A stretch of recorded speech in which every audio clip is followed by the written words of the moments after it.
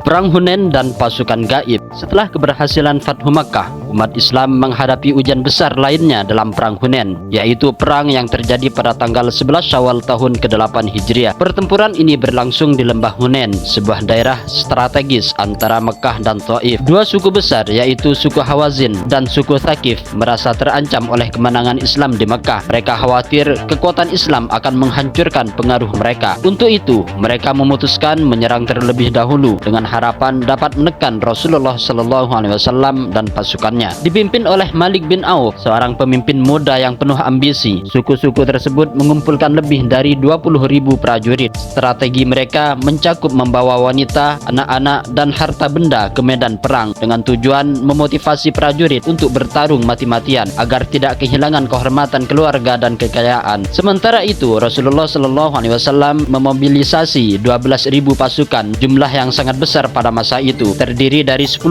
pasukan veteran dari Madinah dan 2.000 mu'allaf Quraisy yang baru saja masuk Islam setelah Fathu Makkah. Rasa percaya diri di kalangan pasukan muslim begitu tinggi sehingga sebagian dari mereka merasa bahwa jumlah yang besar akan memastikan kemenangan. Ketika pasukan muslim memasuki lembah Hunain pada waktu fajar, mereka tidak menyadari bahwa suku Hawazin telah menyusun strategi penyergapan. Para pemanah mereka bersembunyi di balik tebing-tebing yang curam, menunggu momen untuk menyerang. Ketika pasukan muslim mulai memasuki lembah sempit itu, musuh melancarkan serangan mendadak dengan hujan panah yang membuat barisan muslim porak-poranda. Kekacauan pun terjadi. Beberapa pasukan, terutama mu'allaf yang baru masuk Islam, memilih untuk melarikan diri karena ketakutan. Namun di tengah kekacauan itu, Rasulullah tetap teguh berdiri. Dengan penuh keberanian, beliau memanggil kembali pasukan yang tercerai-berai. Diriwayatkan bahwa Rasulullah berseru dengan lantang, "Aku adalah Nabiullah, aku tidak akan mundur." Rasulullah SAW meminta pamannya, yaitu Abbas, yang dikenal memiliki suara nyaring, untuk memanggil para pasukan Ansor dan Muhajirin yang setia. Seruan itu membangkitkan keberanian pasukan muslim dan perlahan mereka mulai kembali membentuk barisan. Pasukan muslim yang berhasil berkumpul kembali mulai mengatur strategi. Rasulullah SAW memimpin dengan penuh keteguhan dan pasukan muslim mulai menyerang balik musuh dengan semangat baru. Ketika itu Rasulullah SAW berdoa, "Ya Allah, turunkan pertolonganmu." Allah Subhanahu wa Ta'ala mengabulkan doa tersebut dengan menurunkan malaikat-malaikat untuk membantu pasukan muslim, sebagaimana disebutkan dalam beberapa riwayat. Serangan balasan itu membalikkan keadaan. Pasukan musuh mulai kehilangan kendali dan akhirnya melarikan diri. Pasukan muslim meraih kemenangan besar dengan menawan sekitar 6.000 orang serta memperoleh rampasan perang yang berlimpah berupa harta, ternak, dan perlengkapan perang. Setelah kemenangan, Rasulullah SAW menunjukkan kebijaksanaan yang luar biasa. Ketika para tawanan dari suku Hawazin memohon pengampunan, Rasulullah memutuskan untuk membebaskan mereka. Tindakan ini mencerminkan rahmat dan keadilan Islam yang bukan hanya mencari kemenangan militer tetapi juga membangun perdamaian dan rekonsiliasi. Perang Hunain memberikan banyak pelajaran berharga. Allah Subhanahu wa Ta'ala mengingatkan umat Islam dalam Al-Quran bahwa kemenangan tidak ditentukan oleh jumlah pasukan semata tetapi oleh keimanan dan tawakal kepadanya. Rasa kesombongan yang sempat hadir dalam hati sebagian pasukan muslim menjadi pelajaran penting bahwa hanya dengan pertolongan Allah kemenangan dapat diraih.